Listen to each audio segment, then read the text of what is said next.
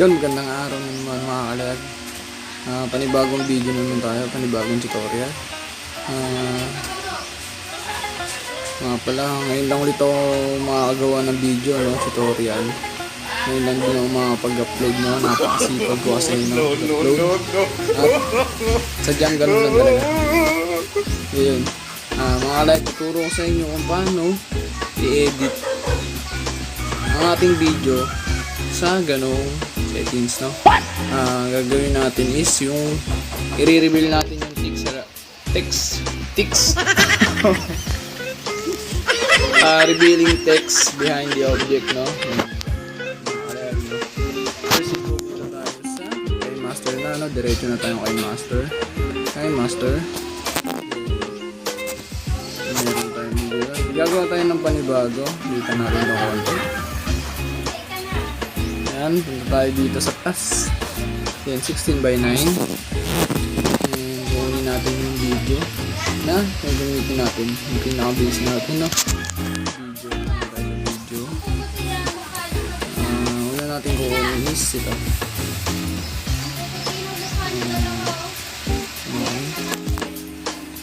Try natin ito. Yan mga layag. Yan yung gagawin natin. Papalabasin natin yung text dyan sa likod niya. Kaya revealing text yun. Behind the object. Naka-object na ako na yung naglalakad. Hindi sila maingay na. Dito tayo sa speed. Papabagalin natin ng 0.2 ata to. Ano nito. Check natin. Then play natin ulit. Tingnan natin yung bagal niya, no? Kaya mas maganda ng sunod natin sa layer tayo, no? Dito tayo sa text. For example is jogging, no? Lagyan natin. Lagyan natin ng space, cut the letter. Para mas maganda. Okay. Then yan.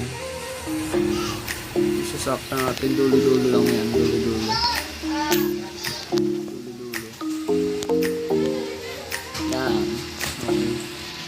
Then next is papalitan natin yung font niya, no? Dito tayo sa Latin. Then leave Gothic. Check natin. Ayan. Ayan natin palakihin. Then tanggalin natin masyado. Then dito tayo sa layer. Handwriting. Click natin. Ito, i-green natin to, no? Wala tayo ng green dito. Check natin. Then shade natin yung jogging. Yung buong letter. Shade natin yan. Na walang makikita ang puti. Hindi makikita yung puti niya. Yan. Okay. Check na natin. Check. Then next natin is pupunta ulit tayo dito, no? Ipapantay din pala natin to dito. Papantay yan. Then sa alpha opacity, palabuhin muna natin tong saglit. Palabuhin natin, check. Then balik ulit tayo dito. Panakarin natin ulit, okay. Then next natin is i-click natin itong handwriting natin, no? Nilagay natin yung shade natin. Okay. Dito sa left side, may susi dito. Itong susi na itong bilog. I-click natin to. Click natin. Then, palalakarin natin to. Kadalakan niya, i-press natin. Bilog ito yung baba sa bilog na yun. Lakarin siya ng bilog. Plus natin dun sa likod ko, no? sa likod ko isasabay lang natin i-attach yung shade natin na yellow green. Okay, pagka lumakad siya ng konting bagya ganyan, i-attach naman natin ito dito. Ganyan. Tapos palakarin natin ulit. Atras natin ulit dito. Yan. Nakadulit konti, atras ulit. Nakadulit konti, atras ulit. Nakadulit, atras. Lakad, atras. Hanggang sa matapos na. Check natin, no? Yan. Pwede natin i-play. Play. Yun. Ganun yan mga kalayag, no? Then, ang gagawin na natin is ibabalik na natin yung alpha opacity niya. Then, try natin ulit i-play. Yan. Yan. Okay. Ganyan yung kakalabasan niya mga kalayag, no? Then, sunod natin gagawin ay dito tayo sa dulo, no? Sa end ng video. Then, i-click natin yung media. Then, maglalagay tayo ng background. Lagyan na natin tong block. Check natin. Then, itong original video natin ay i-delete natin. I-delete natin yan. Tapos, ang papalit dyan is ito ng block na background. Yan. Okay na, no? Nandiyan na yung block na background natin. Gagawin natin dito sa block na background. Papalitan natin siya ng neon green. Papalitan din natin siya ng neon green. Check natin. Yan. Ganyan nakakalabasan niya mga kalayag. Try natin i-play. Lalabas yung jogging. Yan. Ganon. Ganon. Ayan. Then, labas na natin. I-save na natin tong ginawa nating mga letters, no? Na ipapatong natin dun mamaya. I-export na natin. Exporting.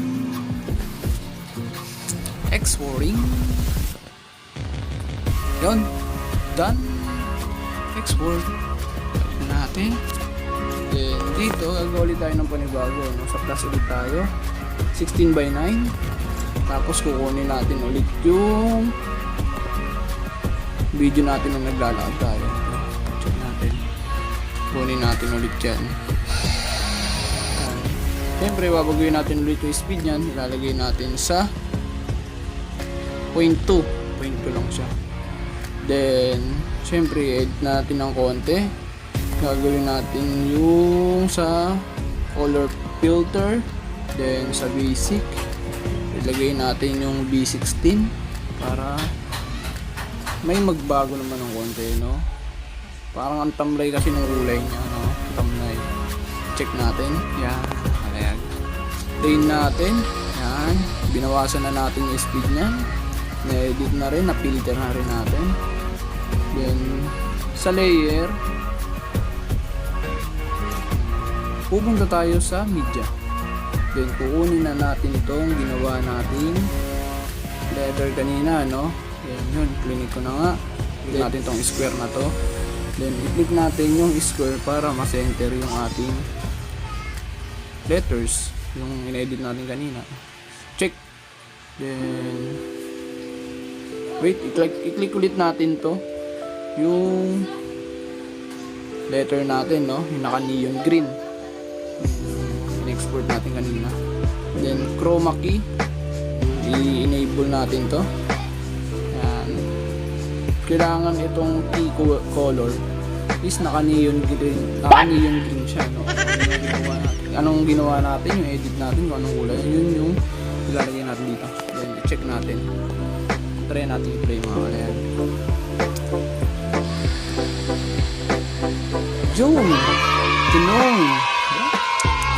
Ang galing mga kalayag, no? Sobrang basic. Ano lang yung mga kalayag, kayo nang bahala kung gaano gagawin kapulido siya, no? Napakadali lang, napaka-basic lang. Then, doon na nga tayo sa sunod nating video, no?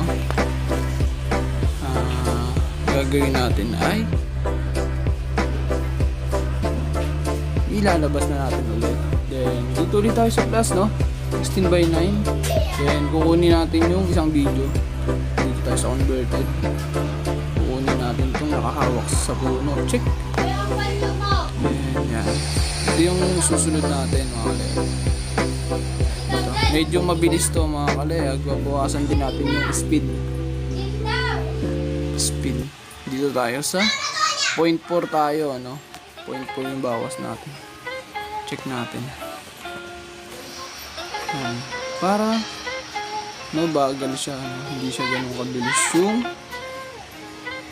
paggalaw niya, hindi ganun kabilis. Same nung kanina, no? Ganun din gagawin natin. Pupunta tayo sa layer, sa texture ay may space. Okay natin. Then palitan natin yung font. Dito ulit tayo sa Latin, sa Big Gothic. Check natin. Then palakihin natin ulit to. Dito lang natin sa gitna to, no? Ayan. Palakihin po natin ng konti. Dito lang tayo sa gitna. Tanggalin natin yung shadow. Buksan natin yung outline. Then palitan natin ng black. Ito palakihin, habahin din natin, sabay natin sa video. Kailangan sabayan sa video mga kalayag. Kasi yun dapat gawin. Check natin. Dito tayo sa layer. Then handwriting. Then okay na yan, naka-green na yung size, okay na. Gagawin natin is isi-shade natin ulit tong kalayag na yung letter na ginawa natin. Shade natin yan. Tingnan lang yan mga kalayag. Shade natin yan. Shade lang. Shade no. Okay. Then check na natin mga kalayag. Then pahabain din natin to. Isabay natin dito. And alpha opacity, ibaba muna natin. Mamaya ibabalik din natin yan. Then i-check natin itong alpha opacity nya. Okay na. Okay. Then check. Okay, ganyan nakakalabasan niya mga kalayag. Then i-click natin ulit to. Then ulit kanina, no, i-click natin itong nasa left side, yung susi. I-click natin yan. Tulad nung kanina.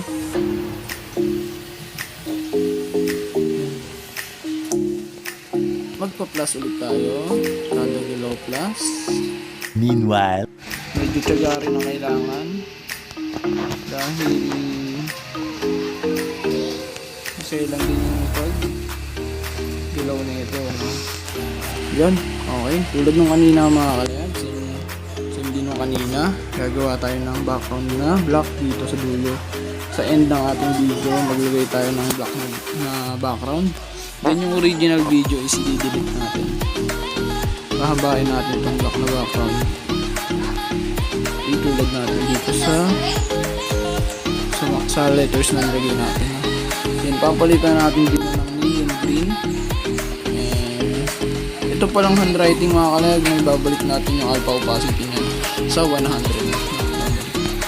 Check natin. Try natin green.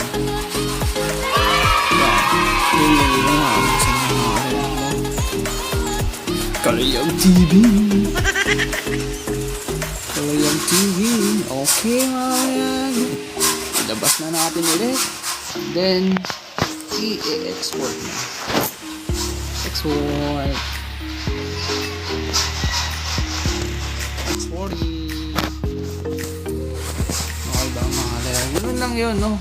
Sa tiyaga lang mga kalayag. Tapos pag-aralan din. Paano gano'n. Okay na. Kukunin na natin ulit yung video, no? Sa plus ulit tayo. 16:9.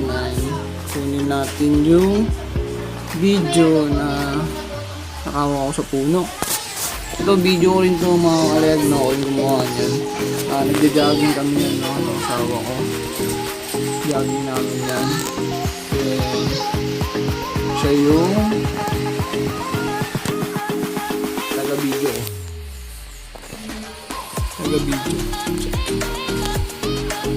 Tulad nga nung kanina, no, mga kalayag. Babagalin natin yan. Yung speed niya is ilalagay natin sa 0.4. Later. Yan, okay. Check na natin. Try natin i-play mga kalayag.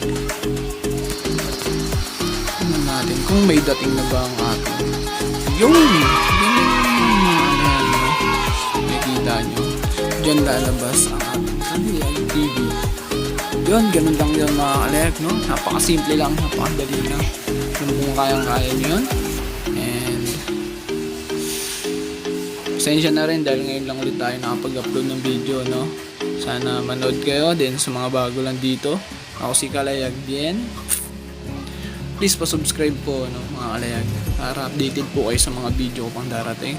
Tutorial lang po tayo na legit lang, no, mga kalayag. Madali nating magagawa. Mas papadaliin pa natin para madali tayo makasunod. Yun mga kalayag, salamat. Salamat.